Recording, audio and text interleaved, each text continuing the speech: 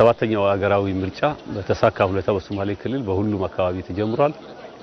እስካሁን ሂደቱ በጥሩ ሁኔታ እየሄደ ይገኛል። የህዝብ ተሳትፎ ከፍተኛ ነው። በሁሉም አካባቢ ደግሞ በሰላም እየተካሄደ ይገኛል። ይሄ ቀን በጣም ወሳኝ ታሪካዊ ቀን ነው። ህዝባችን በራሱ ፍቃድ በነጻነት ድምፁን የሚሰጥበት ቀን ይሆናል።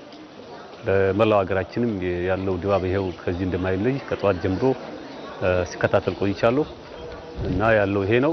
እዚህ መጥቼ እኔም ድምፄን በመስጠቴ በጣም ደስ ብሎኛል። ምርጫ እንግዲህ አንድ መንግስት የቅቡልነቱን የሚያረጋግጥበት በመሆኑ